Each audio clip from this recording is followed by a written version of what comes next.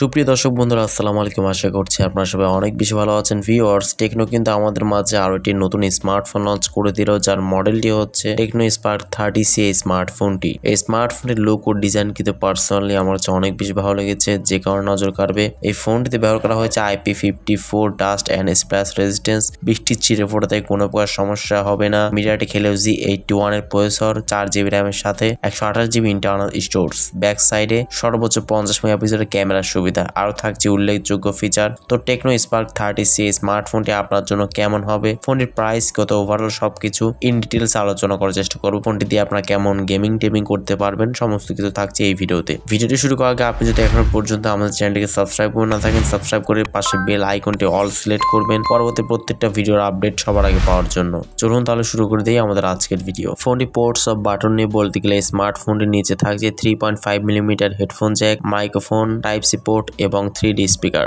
এবং এই ফোনটির উপরেও কিন্তু স্টেরিও স্পিকার থাকছে, ডুয়াল স্টেরিও স্পিকার, এবং সাইডে থাকছে সিম ট্রে। এনিওয়ে স্মার্টফোনটির ডিসপ্লেতে ইউজ করা হয়েছে 6.67 ইঞ্চের একটি HD+ রেজুলেশনে একটি IPS LCD প্যানেল ইউজ করা হয়েছে। ডিসপ্লেতে পাচ্ছেন 120Hz এটি রিফ্রেশের সুবিধা, কোনো প্রকার প্রোটেকশন থাকছে না। তবে এখানে ফুল HD+ দিলে আর একটু ভালো হতো। আউটডোরে ডিরেক্ট সানলাইটে ফোনটিকে ইউজ করার সময় অবশ্যই ভালোই শার্পনেসিং ঘাটতি আপনি ফিল করবেন। ফোনে পারফরমেন্স এখানে ইউজ করা হয়েছে Android 14 এর সুবিধা। MediaTek Helio G81 এর একটি চিপসেট ইউজ করা হয়েছে। MediaTek Helio G81 দিয়ে কিন্তু এখনকার বর্তমান সময়ে স্মার্টফোনগুলো লঞ্চ করা হচ্ছে, এবং এই চিপসেটটি কিন্তু এখন পর্যন্ত MediaTek এর অফিসিয়াল সাইটে ইনলিস্টেড হয়নি, আপনারা অনেকেই জানেন। যাই হোক, এই চিপসেট দিয়ে আপনারা মোটামুটি পাবজি, ফ্রি ফায়ার মতো গেমসগুলো কিন্তু খেলতে পারবেন, তবে লো গ্রাফিক্সে। ফ্রি ফায়ার স্মুথলি খেলতে পারবেন, তবে পাবজি খেলতে গেলে অবশ্যই প্রচুর পরিমাণে হ্যাং লাগে শিকার আপনাকে হতে হবে। এই স্মার্টফোনতে আপনারা পেয়ে যাচ্ছেন 4GB র্যামের সাথে 128GB ইন্টারনাল স্টোরেজ। আরেকটি ভেরিয়েন্ট হচ্ছে 6GB RAM 128GB internal storage. ফোনটিতে এক্সট্রা করে মাইক্রো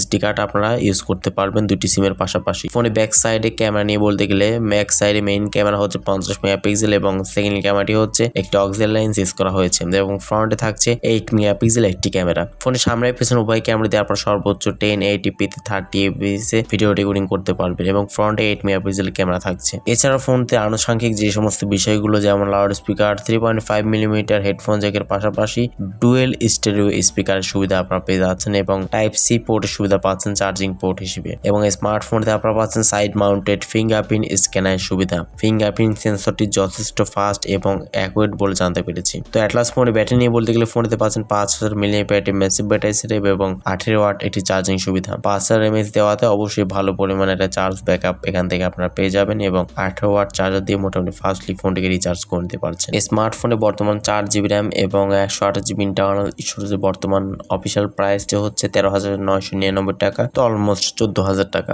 14,000 টাকার প্রাইস রেঞ্জ হিসেবে এই স্মার্টফোনের প্রাইসটা একটু বেশি মনে হয়েছে আমার কাছে। এই ফোনের প্রাইস যদি 12,000 টাকার আশেপাশে রাখা যেত তাহলে কিন্তু আরেকটু কাজের কিছু হতে পারতো। যাই হোক, ফোনটি কিন্তু বেশ কিছু আপগ্রেডের জায়গা রয়েছে, যেমন এখানে 14,000 টাকা প্রাইস সেগমেন্টে ফুল HD+ দিতে পারতো, এবং প্রসেসরটা আরেকটু আপডেট দিতে পারতো। MediaTek Helio G85 দিলে আরেকটু ভালো হতো। তো মোটামুটি যারা ডে টু ডে লাইফ ইউজের জন্য স্মার্টফোন খুঁজছেন, খুব বেশি গেমিং করবেন না, ফেসবুক চালাবেন, ইউটিউব চালাবেন, প্রতিদিনের কাজ করবেন, মাল্টিটাস্কিং সহ বেশ কিছু কাজগুলো কিন্তু মোটামুটি ভালোই কিন্তু চালানো যাচ্ছিল। তবে স্মার্টফোনে কিন্তু গেমিং এর জন্য না, সেই ব্যাপারটা আপনাকে মাথায় রেখে কিন্তু ফোনটিকে পারচেস করতে হবে। আশা করছি বুঝতে পেরেছেন। তো ভিডিওটি ভালো লাগলে অবশ্যই লাইক দিবেন, কমেন্টস করবেন, আর চ্যানেলটিতে নতুন দর্শক হয়ে থাকলে সাবস্ক্রাইব করতে একদমই ভুলবেন না। তো আজকের মতো এই পর্যন্তই। আল্লাহ হাফেজ, আসসালামু আলাইকুম ওয়া রাহমাতুল্লাহ।